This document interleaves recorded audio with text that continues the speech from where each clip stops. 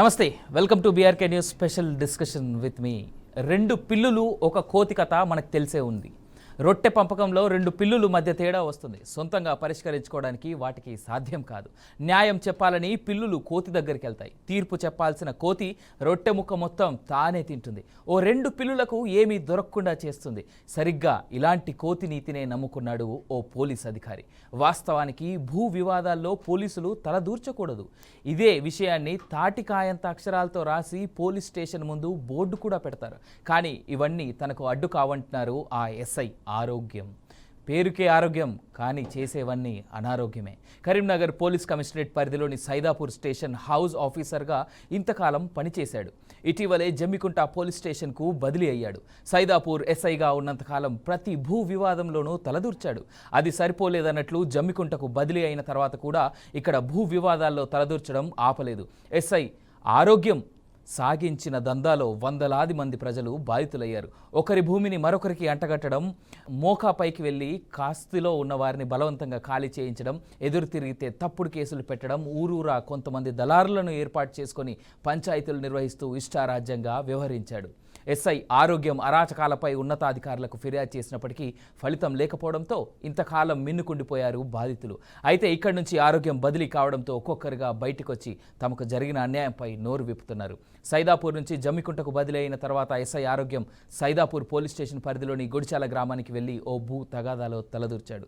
ఆ గ్రామానికి చెందిన భాస్కర్ రెడ్డి అనే రైతును బెదిరించాడు.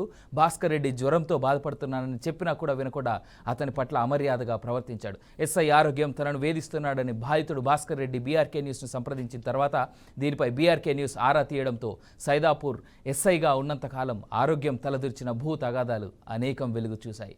అలాంటి భూ తగాదాల్లో తమ ప్రాణాలని మానాల్ని ఇబ్బందులకు గురి అవుతున్నటువంటి వ్యక్తులు, ఆ బాధితులు ఇవాళ నలుగురు మనతో పాటు మన స్టూడియోలో ఉన్నారు.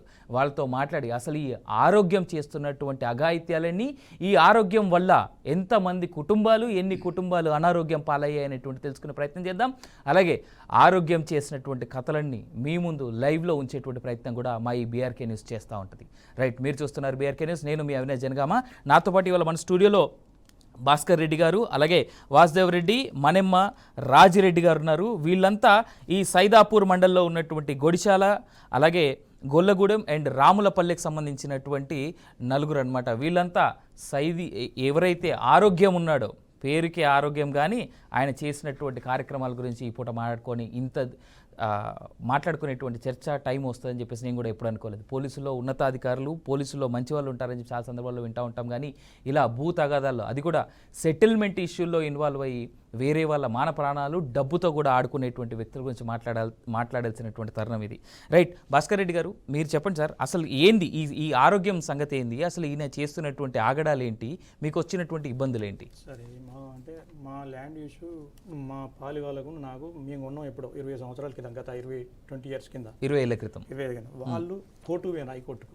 ఆల్రెడీ కోర్టులో కేసు నడుస్తుంది. ఇది కోర్టులో కేసు నడవంగా కూడా ఈయన ఏం చేసిండు, ఇక ఈయన వచ్చేవరకు మళ్ళీ ఏం చేసిండు, హుజురాబాద్లో మళ్ళీ ఇంకొక కేసు వేరే వేయించింది. ఇది మళ్ళీ దీని ఈ హైకోర్టులో ఉండగా సింగిల్ కోర్టులో వాళ్ళతో వేయించాడు, ఆపోజిషన్ తో మళ్ళీ వేయించిండు. వేయించినాక తర్వాత అక్కడ ఏం చేసిండు, ఒకటి తప్పుడుది కేసు పెట్టించి మా ఇద్దరి మీద కేసు చేయించండి పోలీస్ స్టేషన్లో. ఓకే, అప్పుడు మనకు ఉన్న సారు అప్పుడు కరోనా టైంలో బెయిల్ ఇచ్చేసిండు మాకు. బెయిల్ ఇచ్చినాక అప్పటి నుండి ఇప్పటి వరకు 21 అయింది కేసు. అది ఇప్పటి వరకు ఛార్జ్ షీట్ వేయలేదు, మాకు వేయలేదు. ఎప్పుడు రమ్మంటే రా అంటాడు, మీరు కాంప్రమైజ్ కమ్మంటాడు. కాంప్రమైజ్ కానీ మీరు కాంప్రమైజ్ చేస్తావా అవుతావా కాదని నన్ను అడగడం. ఎప్పుడు నేను ఏంటంటే ఇక పిలిచినప్పుడు ఏంటంటే ల్యాండ్ నువ్వు కరెక్ట్గా ఉండాలనే ఉద్దేశం కొద్దీ నేను పోయేది. పిలిచినప్పుడు వాళ్ళ పోలీస్ స్టేషన్కి వెళ్ళేది. సార్ ఈ సంగతి సార్ అంటే, సార్ నేను హైకోర్టులో ఉన్నది సార్, హైకోర్టులో ఉండగా ఎందుకు సార్ నేను వచ్చింది, అది వాళ్ళతో నీకేం సార్, నీకేం సంబంధం సార్ అని కూడా అన్న.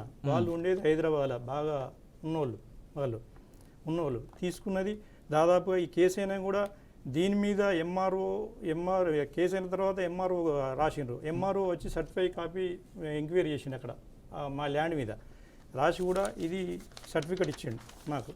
సో సర్టిఫై కాపీ ఏమని, మీ ల్యాండ్, ఈ ల్యాండ్ మీదేనని సర్టిఫై ఇచ్చిండు. ఇది ఓకే, ఇది మీకు ఎంఆర్ఓ ఇచ్చినటువంటి certificate copy, original certificate copy అంటే చూసి మోకా మీద వచ్చి చూసి ఇచ్చిండు. అది ఓకే, మీరే 17 సంవత్సరాలుగా ఉన్నారని చెప్పేసి ఇచ్చేసింది. 2021లోనే ఇది కూడా మీకు ఇచ్చింది. ఓకే. అప్పుడే ఇచ్చింది సార్. ఇది ఇచ్చినాక తర్వాత ఇక అప్పటి నుండి ఇప్పటి వరకు మళ్ళీ మధ్యలో ఏమనగా మళ్ళీ సార్ ఏంది ఇది నువ్వు ఏ బ్యాంకులో తీసుకున్నావు చెప్పు, నీ పాస్బుక్ ఎక్కనితే అని చెప్పి అడిగాను. పాస్బుక్ ఎందుకు సార్ అని నేను, పాస్బుక్ ఎక్కడ నువ్వు పట్టుకరా అని, నువ్వు ఏ బ్యాంకులో తీసుకున్నావు దాన్ని ఒకసారి వాట్సాప్ పెట్టేసి నాకు అని చెప్పి అన్నాడు. అన్నాక నేను సార్ అది ఏ బ్యాంకులో అయితే మీకెందుకు సార్ ఇది అని చెప్పి 2 సార్లు అన్నా నేను. సార్ బ్యాంక్ తోటి మీకేం పని సార్, నాకు 2 లక్షలు మాఫీ కాక 2 లక్షల పైన అప్పు ఉంటేనే నాకు మాఫీ కాక మేము ఎడుతుంటే మీకెందుకు సార్ ఇది, దీనికి ఏంది సార్ అని అడిగిన.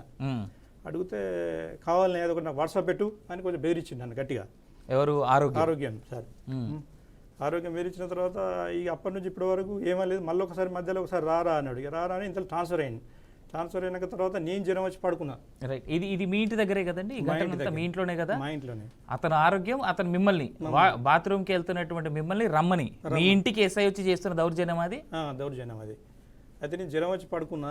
అప్పుడు 10 గంటల టైంలో నాకు ఫోన్ చేసిండు. ఫోన్ చేస్తే సార్ నేను ఫీవర్ వచ్చి ఉన్నా, ఇంట్లో ఒక్కనే ఉన్నా, నేను మా మిసెస్ మా మనవరాల దగ్గర ఉన్నది, నేను ఒక్కనే ఉన్నా చెప్పినా కానీ నువ్వు రా ఇది అన్నాడు. అన్నాక సార్ వస్తా సార్, ఒకరిని డ్రైవర్ ఒకరు తీసుకొని నేను వచ్చి మీ దగ్గర కలిసినాకనే మళ్ళీ హుజురాబాద్ పోయి హాస్పిటల్లో చూపించుకుంటా అని చెప్పిన. హాస్పిటల్లో చూపించుకుంటా అని చెప్పినా కానీ ఒక గంటలనే మా ఇంటి గుడిసెలకి వచ్చింది ఇంటికి. అప్పుడే ఆర్ఎంపీ వచ్చిండు, నాకు ఇంజెక్షన్స్ వేసిండు 2. ఆర్ఎంపీ డాక్టర్ అని ప్రభాకర్ అని ఇచ్చి 2 టాబ్లెట్లు ఉంటే వేసుకున్నా. నాకు నిద్ర అయిపోయినా. ఇంట్లోకి వచ్చేదాకా నేను చూడలేదు అసలే.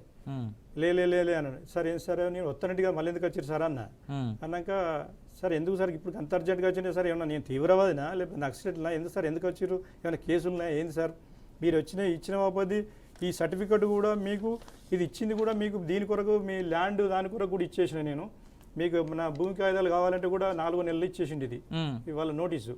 ఈ నోటీసు కూడా రిసీవ్ కాపీ తీసుకున్నా. మళ్ళీ నాకు మళ్ళీ దేని కొరకు వచ్చిర్రు, దీనికి లేదో ఒక సంతకం పెట్టాలి, రాను అర్జెంట్ రా, ఒక సంతకాలు పెట్టాలి, నువ్వు ఇట్రా స్టేషన్ రా అన్నాడు. అంటే సార్ జ్వరం ఉన్నా సార్ చూస్తే తెలుస్తుంది అని ఎట్లున్నా సార్ అని కూడా అన్నాక ఇంతలో ఏం చేసిన, నేను బాత్రూమ్ పోతా అంటే నా వెనుకనే వచ్చి ఆ సెల్ గుంజుకుంటాను.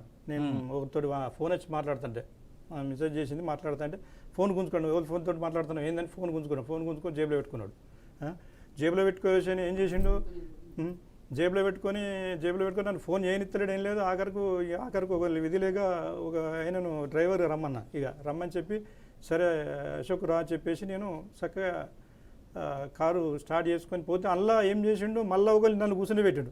నువ్వు వెనక కూర్చొని ముందర కూర్చుంటాను. సార్ ఏంటి సార్ మీరు మాట్లాడేది, నేను ఏమన్నా నాకు స్టేట్ లేదు మళ్ళీ ఏంటి సార్ గల్లెందుకు, నేను హత్య చేసిన ఎందుకు మీరు న్యాయం పడి ఎందుకు సార్ అని నేను అన్నా. అంటే లేదు నువ్వు వెనక కూర్చో అన్నాడు. నేను కూర్చొని సార్ ముందరనే కూర్చుంటాను అన్నాక పోలీస్ ఆయన కానిస్టేబుల్ ఎక్కించింది వెనక నా కార్లో ఎక్కించి ముందర పోనీ అన్నాడు. పోనిచ్చిన తర్వాత అప్పటికే నాకు 2 రోజులు నాకు అసలు భోజనం లేక ఇంట్లో కూడా ఎవరు లేరు. ఇక నాకు జారిపల్లె యువతల నా గురించి వామిటింగ్ వస్తుంది. అప్పటికి నాకు వామిటింగ్ వచ్చి ఆ సైదాపూర్ దగ్గర రాగానే అక్కడ ఒకసారి అయింది, మళ్ళీ జారిపల్లె పక్కకు మళ్ళీ సైదాపూర్ పోగానే మళ్ళీ ఒకసారి అయింది. ఇక అక్కడ అడ్డం పడ్డా నేను.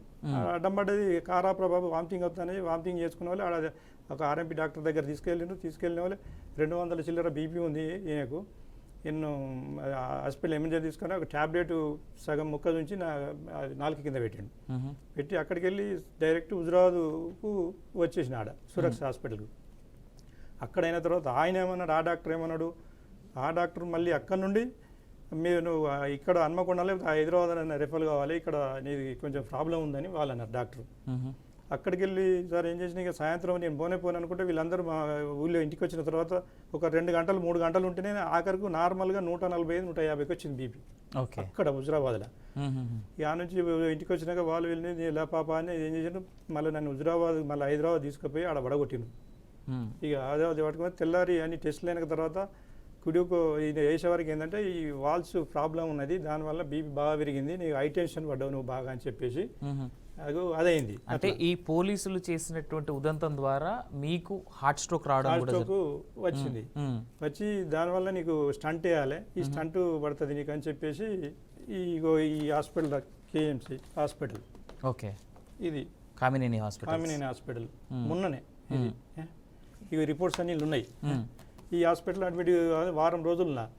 అప్పటికి ఏంది అంటే ఈ మా ప్రెస్ వాళ్ళు వీడియో వాళ్ళు రాసిండ్రు వార్త, రాసిన వాళ్ళే ఆ వార్త చూసి వీళ్ళు ఏం చేసిండ్రు, వీళ్ళంతా ఆపించి నాకు ఫోన్ చేస్తున్నారు, వీళ్ళు ఏంది గిట్లెట్లయింది, ఏంది ప్రాబ్లం ఏంది, ఏం సంగతి అని చెప్పి. అప్పుడు వీళ్ళు నాకు ఇంటికి వచ్చిన తర్వాత ఇట్లా అయింది ఇట్లా సంగతి అని చెప్పి మా ఇంటికి వచ్చి వీళ్ళు నన్ను అడుగు తిరుగుతూ ఇట్లా చేసిండు ఆరోగ్యం అంటే ఇదేంది కదేంది అని చెప్పి వాళ్ళు అప్పుడు నాకు అది చేయడం జరిగింది. ఓకే. చేసినాక తర్వాత సార్ అది అయినాక ఆరోగ్యం ఏం చేసిండు ఒకసారి ఇట్లే తోటి ఆయనే ఈ సంగతి అన్నాక నాకు తెలిసిన తర్వాత ఏం చేసిండు ఒకసారి హోంగార్డు ఉంటాడు. ఇప్పుడు ఇక్కడ నుంచి హోంగార్డ్ పేరు ఏం పేరు ఆయన పేరు రాములు. ఆ రాములు అంటే ఈయన పెట్టుకునేది దగ్గర. ఆ రాములు ఏం చేసిండు ఒకసారి ఇట్లా 50,000 అంటే ఒకసారి 30 ఇచ్చిన ఒకసారి 50 ఇచ్చిన ఆ అమౌంట్ తీసుకున్నాడు. ఆ ముచ్చట తెలిసినాక ఇక్కడ నుంచి పోలీస్ డిపార్ట్మెంట్ కరీంనగర్ ట్రాన్స్ఫర్ చేశారు ఆయన ఈ అమౌంట్ తెలిసిన హోంగార్డ్ని. ఓకే. ఆ తర్వాత అయిపోయినాక ఇప్పుడు సైదాపూర్లో ఒక ఫర్టిలైజర్ షాప్ ఆయన పెట్టుకున్నాడు మళ్ళీ ఈ సారు. ఫర్టిలైజర్ షాప్ వాళ్ళకైతే అమౌంట్ ఎవరైనా కొట్టాలంటే ఫర్టిలైజర్ షాప్ అయినా కొడితే ఆయన ఏంటంటే సార్ ఈయన ఏంది అంటే పోలీస్ స్టేషన్లో వాళ్ళ మిసెస్ తోటి ఉండడు, ఆయన బయట ఉంటాడు కిరాయి. ఓకే. ఆ బయట ఉంటే అక్కడ ఒక ఫర్టిలైజర్ షాప్ అయినా పెట్టుకొని అమౌంట్ ఆయన కొడితే అమౌంట్ మళ్ళీ ఆయన సాయంత్రం కలెక్ట్ చేసుకుంటాడు. అంటే నాకు ఒక మాట చెప్పండి సార్, ఇక్కడ ఈ ఫర్టిలైజర్ షాప్ అతను ఎవరైతే ఉన్నారో అతనికి జిఎస్టీ లాంటివి లేవా, ట్యాక్సేషన్స్ లాంటివి కట్టేటప్పుడు మరి ఇబ్బంది రాదా? అదే సార్ అంటే ఏ పాటి కొడితే 50,000 అట్లా కొడితే మళ్ళీ సాయంత్రం మళ్ళీ ఇస్తూనే ఉండే అమౌంట్ కొట్టి ఇస్తుండే కదా మళ్ళీ ఆయన అమౌంట్ ఈ లిక్విడ్ మళ్ళీ ఇచ్చేసుడు మళ్ళీ అమౌంట్. ఓకే. అట్లా సార్ ఇచ్చిండు. ఇచ్చిన తర్వాత మా మండలం వచ్చిన తర్వాత ఇంతమంది ఇబ్బంది చేసి ఇవన్నీ చేసి తోట నాకున్న ఆయన కన్సల్ట్ అయ్యి నా ఇంటికి వచ్చింది దేనికోసం వచ్చిండు ఆ రోజు నా ఇంటికి వచ్చింది జ్వరం ఉన్న సార్ అనగా కూడా ఎందుకు వచ్చింది నువ్వు ట్రాన్స్ఫర్ అయిన తర్వాత జమ్మికుంటకు ట్రాన్స్ఫర్ అయిన తర్వాత వచ్చి నన్ను ఇబ్బంది పెట్టే అవసరం ఏముంది అంటే ఆయనకి ఎప్పుడు ట్రాన్స్ఫర్ అయిందండి? అంతకొక రోజు ముందే అయింది, అదే రోజు రిలీవ్ కావాల్సి ఉండే. అచ్చా, మీ ఇంటికి ఏనాడైతే వచ్చారో ఆ రోజే ఆయన రిలీవ్ అవ్వాలి. 4వ తారీఖు రావాల్సి 4వ తారీఖు రిలీవ్ కావాల్సింది సార్. 4వ తారీఖే మా ఇంటికి వచ్చిండు. అచ్చా, రిలీవ్ అయ్యే డేనే మీ ఇంటికి వచ్చారు. రిలీవ్ కాకుండా ఏం చేసిండు వచ్చిన సార్కి సంగతిని అడిగి వచ్చినట్టు ఇంకేమైనా పాత కేసులు ఉంటే ఇట్లే వాళ్ళ వీళ్ళ దగ్గరికి పోయేద్దాం అని చెప్పేసి వచ్చిండట. అది వచ్చి అది చేసిండు. అది వచ్చిన తర్వాత ఇక నేను అన్నగానే ఆయన అది ఇక నా ముచ్చట ఇంట్లేడు అసలే. నడు అనుకుంటా సరే తీసుకెళ్ళిండు. ఇవన్నీ చేసి హాస్పిటల్ పాలు చేసిండు. ఇంకోటి సార్ మా మండలం వచ్చిన తర్వాత హుస్నాబాద్ నుండి ఈ మధ్యలో ఏంటంటే వెంచరు వేసుకున్నాడు. వెంచర్ కూడా ఒక ఇద్దరు ఈయన మధ్యలో ఇంకో మధ్యలో 5 ఎకరాలతో వెంచర్ చేస్తుండు. ఈయన దాంట్లో ఉన్నారా? ఆరోగ్యం గారు ఉన్నారు. ఓకే. ఉన్నారు అంటే అఫీషియల్ ఆన్ రికార్డ్స్ ఉన్నారా ఆయన? ఉన్నారు వాళ్ళు ఉన్నారు. ఓకే. ఇప్పుడు ఇవన్నీ చేసుకుంటూ కూడా ఇప్పుడు ఎవరన్నా ఏమన్నా అంటే గ్యాంగ్ను తయారు చేసుడు ఊళ్ళల్లో ఎవరినైనా పెట్టుకుండు, ఊరికి 2 పెట్టుకుండు. ఓకే. గ్యాంగ్ లెక్క అట్లా పెట్టి తప్పుడు కేసులు పెట్టించి ఇది చేయడం అట్లా